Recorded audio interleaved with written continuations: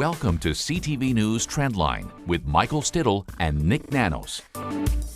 We're very, very close. We just had a big debate between United Conservative Party leader Danielle Smith and NDP leader Rachel Notley. What are the polls saying? Is it a very tight race? Well, the polls suggest that the UCP and have the advantage 51-46. If we look at 338, our friends over at 338, they have popular vote projections, May 22nd, and also seat projections. So 338 is projecting an advantage in terms of percentage support for the UCP.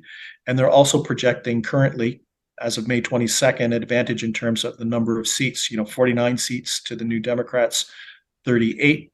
Obviously, there's a range, 40 to 60 for UCP and 27 to 47 for the NDP. But, it's the structure of the vote. Everybody's focused on Calgary, which is where I am today. Right. You're our man on the scene right now. Yeah. Talking to folks about the election, and everyone is focused on a handful of Calgary ridings that if the UCP does well in these ridings, it'll basically point to a definite UCP win. But you shouldn't count out the New Democrats. What's really interesting about this particular election is that we have two incumbents. When I say we, Albertans have two incumbents because both Rachel Notley and Danielle Smith have or are been the premier. So both have a record to defend. Both are very capable communicators. So let's set aside whether you like or dislike whatever they stand for and whatever they say. The reality is, I watched the leaders debate at the CTV studio in Alberta, and both are very good communicators. Both have a record to defend. Both know their files, and they both disagree on a lot of things. So it's a really interesting race where no one's getting a free ride. Usually an opposition leader that gets a free ride because they've never governed, but neither Danielle Smith or Rachel Notley are going to get a free ride, and Albertans are faced with imperfect choices.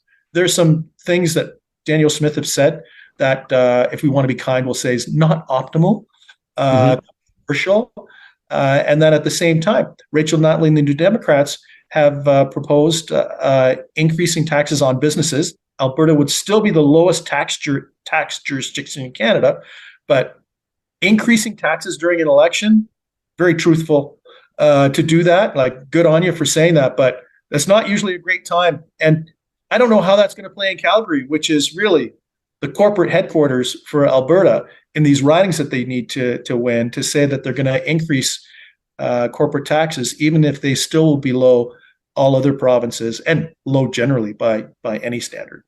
Nick, I'm curious. In the last election, historically, Alberta has had sort of a lower voter turnout for general elections. Last election, they saw a bit of a jump. I think it was something like 67.5% turnout, which is pretty good for Alberta. What can we expect this time around, and how will that impact the chances of either party? I don't think the voter turnout is going to be lower. That would surprise me a lot because A, it's a very competitive race. B, there are clearly two choices that are diametrically opposed to each other, where Alberta can pick what direction that they want to go for. And people are highly motivated. People are very highly motivated. These organizations they've been ready for this fight for quite a while, and they've been building kind of workers on the ground in order to deliver the vote. So I would expect that the voter turnout will be the same or higher. And the big question is, who's got the best ground game? We don't know that, who has the best ground game. We're going to learn that on election day in Alberta. But I think that's going to be the critical thing, because a small swing and a handful of ridings in Calgary are probably going to determine who the next premier is going to be.